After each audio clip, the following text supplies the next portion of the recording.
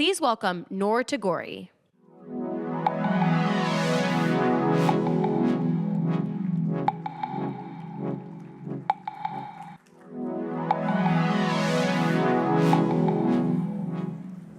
Good morning. Hi.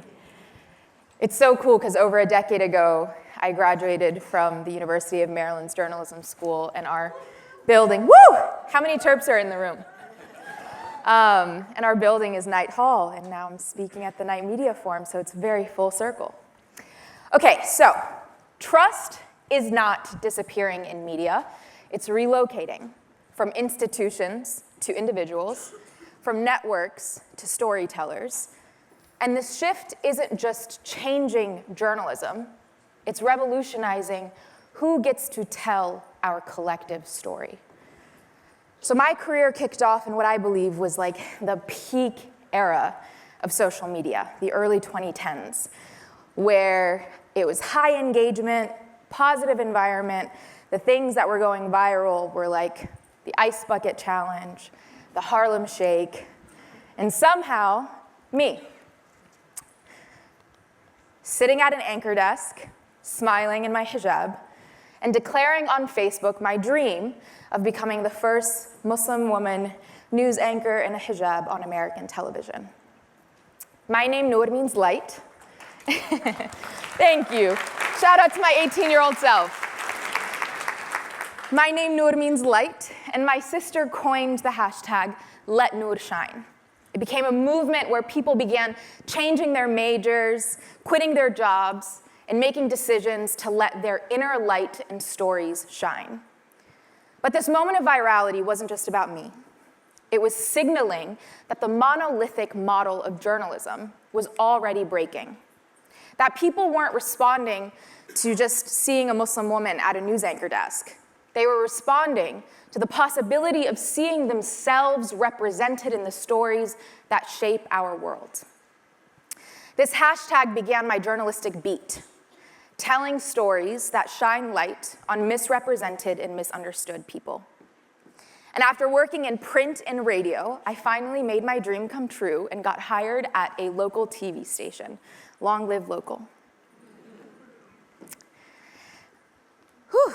Sorry guys, this pregnant windedness. It's like a whole thing.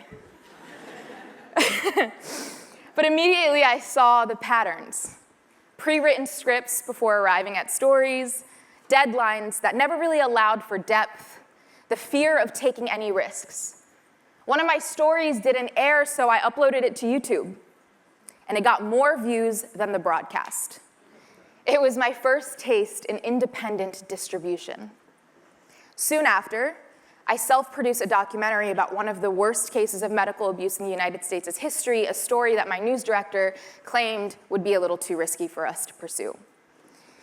And then I was hired to help start a documentary team at a digital news outlet owned by a big media network. I began producing my dream stories that were garnering millions and millions of views, and because they took more time than a local news package, I decided to bring my audience along for the ride. For my documentary Sold in America, a 4-year investigation into the sex trade, I brought my community into the process. I explained why I was pursuing the story, I filmed behind-the-scenes vlogs, gathered tips, and I was consistently transparent about how the journey of reporting on this story was changing along the way.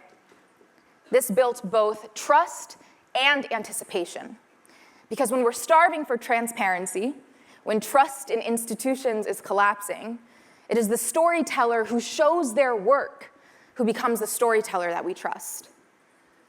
And then soon after, I hit a wall that many of you may recognize, one that is bulldozing through our industry.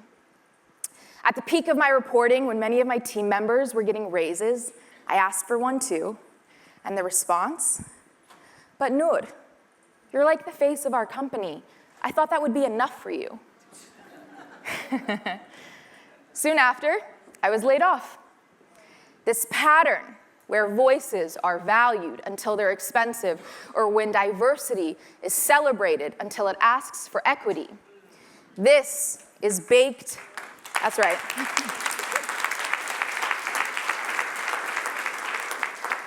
This is baked into a media system that treats people as replaceable by AI. And it's pushing out the very journalists who your audiences trust the most. I wish my story were unusual, but we've all been watching it happen. Just last week, 300 journalists were laid off at the Washington Post, including the entire Middle East team and most of the Ukraine team, some who were still in war zones. Journalists who kept those institutions alive through investigations that required resources that only those institutions can provide were told overnight to just figure it out on your own. And this is not as easy as it sounds. Everyone who is getting pushed out of our industry is being told the same thing. Just go start your own thing. Start a Substack, a Patreon, a YouTube channel. But as my friend and fellow independent journalist Taylor Lorenz says very bluntly, this path is also becoming a pyramid scheme. It is not possible or sustainable for everyone, not for journalists and not for our democracy. When this happened to me, I had already spent years building something a media network can't give you, a direct relationship with my audience. That is what allowed me to venture out on my own. Not because I wanted to leave the traditional system, but because the traditional system could not hold space for my full humanity. I'd already cultivated a community of people who were not just viewers. They were co-producers, partners in the stories I was telling. This independent, or rather community-dependent storytelling is my business model. But now here's the real side, and arguably the more important side: the human impact of being unbeholden to a broken system. For years, because of my hijab and because of the stories I chose to report on, I was called an activist before I was called a journalist. The cardinal sin in our industry. And I resented it so much until I realized, well, every story I told because I believed that change was needed. Omar al-Akkad writes in his book, One Day Everyone Will Have Been Against This, that journalism at its core is one of the most activist endeavors there is. That a journalist is meant to agitate against power, privilege, against silence. A reminder.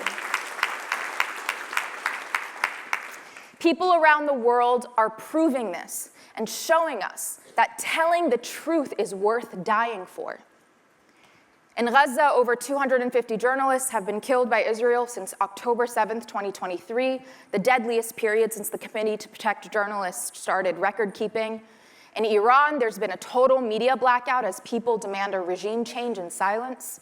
And here in the United States, ICE is terrorizing and killing citizens like Alex Preddy who dare wield the weapon of a camera. I know that many of us were trained to believe that objectivity is the highest standard in journalism. I was too. But I've watched that standard be used as a shield to avoid telling the full truth when telling the full truth made people uncomfortable. I think of Christiane Amanpour's response when she was accused of being pro-Muslim during her reporting of the Bosnian genocide. She said that we must be truthful, not neutral, and to never draw a false moral equivalence. This myth of perfect objectivity has harmed our field, and what we need instead are clear values, transparent methodology, and remembering our own humanity. When institutional access fails, independent and citizen journalists keep truth flowing, because we have made a commitment to truth, to telling stories as a form of justice, to demand a better world for all of us before any commitment to an advertiser or corporation. So to do this with courage, these are 3 questions I continue to ask myself. What is the role that I play in this story and this issue?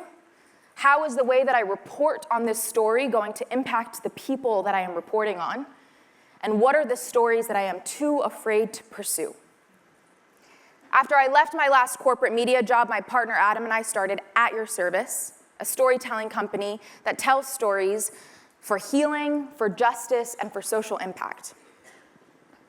And by making my own pain points and curiosities my beat and cross-referencing this with what my community was asking for, I realized something, that I was in service to both the story and to the people, that this was always the hidden formula, that you never run out of stories this way because your intention leads you to where you need to go next. And my strategy became more expansive. Story first, medium second. Ask yourself, or ask the story rather, how do you want to be told? And then let it lead you to the right form. And because I created this flexibility, I was able to transcend platforms. I'll show you what this looks like.